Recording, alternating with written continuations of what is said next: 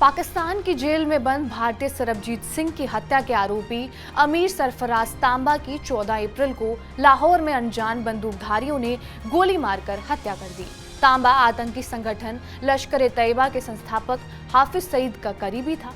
Motorcycle पर सवार हमलावरों ने लाहौर के इस्लामापुरा इलाके में उस पर हमला किया और उस दौरान वो गंभीर रूप से घायल था, जिसके बाद अस्पताल में उसकी मौत हो गई। इसी तांबा ने भारतीय सरबजीत सिंह की पाकिस्तान की जेल में हत्या कर दी थी। इस वीडियो में हम आपको बताएंगे कि सरबजीत कौन थे और कैसे उनकी निर्मम हत्या कर दी गई थी। नमस्कार, मेरा नाम है रिया शर्मा और आप देख रहे हैं TV9 डिजिटल। सरबजीत सिंह भारत पाकिस्तान सीमा पर बसे तरन जिले के भिखीविंड गांव के रहने वाले थे। वो एक किसान थे। साल 1990 में सरबजीत सिंह को नशे की हालत में भारत पाकिस्तान सीमा से पाकिस्तानी सीमा रक्षकों ने गिरफ्तार कर लिया था। उनकी पत्नी ने दावा किया था कि वो बाघा बॉर्डर के पास अपने खेतों में काम करने गए थे और वापस नहीं लौटे।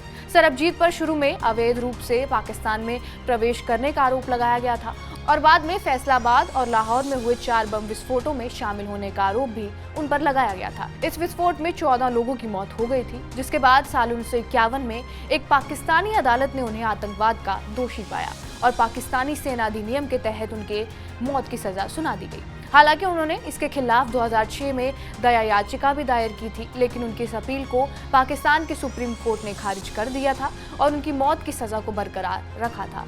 2012 में सरबजीत सिंह ने पाकिस्तान के तत्कालीन राष्ट्रपति आसिफ अली जरदारी के सामने एक बार फिर दया की गुहार लगाई थी और इस बार उनकी मौत की सजा को आजीवन कारावास में बदल दिया गया था। हालांकि उसी साल पाकिस्तानी अधिकारियों ने ये भी संकेत दिए थे कि भारत के साथ कैदियों की अदला बदली के तहत सरबजीत को भी रिहा किया जा सकता है, लेकिन सरबजीत की जगह पाकिस्तानी सेना ने किसी अलग व्यक्ति को रिहा कर दिया था, जिससे भारत सरकार की नाराजगी और भी ज्यादा बढ़ गई थी। बात करें सरबजीत के परिवार की, तो उनके परिवार में उनकी पत्नी सुखप्रीत कौर के अलावा 2 बेटियां स्वप्नदीप और पूनम कौर थीं। सरबजीत की बहन दलबीर कौर ने 1951 से 2013 में उनकी मृत्यु तक उनकी रिहाई के लिए लगातार पैरवी की थी, लेकिन वो सरबजीत को जिंदा वापस नहीं ला पाई थी। सरबजीत सिंह 26 अप्रैल 2013 तक उच्च सुरक्षा वाली जेल में बंद रहे थे, जब उन पर अमीर सरफराज तांबा के साथ साथ बाकी कैदियों ने हमला किया। कैदियों के एक ग्रुप ने मेटल की शीट, लोहे की रॉड, ईंटों और टिन के टुकड़ों से उनके सिर पर हमला किया, जिसके बाद उन्हें गंभीर दिमागी चोट आई, रीढ़ की हड्डी टूट गई और वो कोमा में चले गए। उन्हें लाहौर के जिन्ना अस्पताल ले जाया गया था। वहीं डॉक्टरों ने चेतावनी दी थी कि उनके ठीक होने की संभावना नहीं है। उनकी बहन और पत्नी को अस्पताल में उनसे मिलने की इजाजत दी गई और डॉक्टरों ने कहा कि वो कोमा से बाहर नहीं आ सकेंगे। माना जाता है कि पाकिस्तान की अमीर कोट लखपत जेल में अमीर सरफराज ने सरबजीत की पॉलीथीन से गला घोंटकर और पीट कर हत्या कर दी थी और ऐसा अमीर सरफराज ने पाकिस्तानी खुफिया एजेंसी ISI के कहने पर किया था। सरबजीत सिंह जिस दौरान कोमा में थे, उसके कुछ ही दिनों बाद यानी 29 अप्रैल 2013 को भारत ने पाकिस्तान से ये अपील की थी कि वो मानवीय आधार पर ही सिंह को रिहा कर दें या फिर उन्हें मेडिकल देखभाल के लिए भारत आने दें, लेकिन पाकिस्तान ने ये बार अनुरोधों को ठुकरा दिया।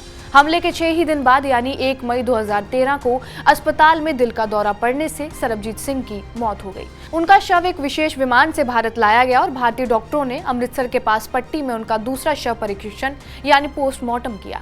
डॉक्टरों ने निष्कर्ष निकाला कि व्यक्ति को मारने के इरादे से ये हमला किया गया था। डॉक्टरों ने कहा कि सरबजीत सिंह के दिल और गुर्दे के साथ साथ उनके बहुत सारे महत्वपूर्ण अंगों को निकाल लिया गया था और कहा गया कि ये पाकिस्तान में पहली शव परीक्षा यानी पहले पोस्टमार्टम के हिस्से के रूप में किया गया हो सकता है। शुरुआती पोस्टमार्टम रिपोर्ट में ये कहा गया था कि सरबजीत सिंह को सर में चोट लगने के कारण बड़े पैमाने पर इंटरनल ब्लीडिंग हुई थी, जिसकी वजह से उनकी मौत हो गई।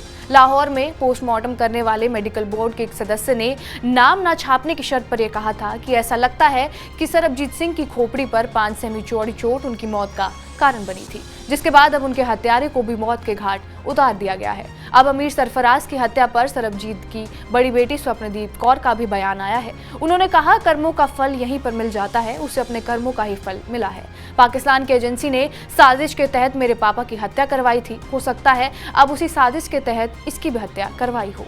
स्वप्नदीप कौर ने आगे कहा कि उस समय और भी लोग इसमें शामिल थे और दुनिया को दिखाने के लिए एक ट्रायल चलाया गया था। 1990 से हम कहते आए हैं, जब पापा ने गलती से बॉर्डर पार कर लिया था, उस वक्त एक मनजीत सिंह नाम के एक आदमी था जिसने वहां पर अप्रैल में बॉम्ब ब्लास्ट किया था और पापा को उन लोगों ने अगस्त में अरेस्ट किया था। तब इन लोगों ने पापा को मनजीत सिंह बना के अरेस्ट किया था और वहां की अदालत में पेश किया था। आखिरी बार 2012 में सरबजीत सिंह ने उनकी बेटी को चिट्ठी लिखी थी और उन्होंने कहा था कि उन्हें स्लो पॉइजन दिया जा रहा है। सरबजीत पर पाकिस्तान की जेल में जुल्म होता रहा और कोर्ट में सारी शिकायतें नजरअंदाज की जाती रही। सरबजीत सिंह की कहानी पर बॉलीवुड की एक फिल्म भी बन चुकी है। बहरहाल, आपका इस वीडियो पर क्या कुछ कहना है हमें कमेंट बॉक्स में जरूर बताएं। बाकी देश और दुनिया की तमाम बड़ी खबरों के लिए बने रहिए हमारे साथ TV9 डिजिटल पर।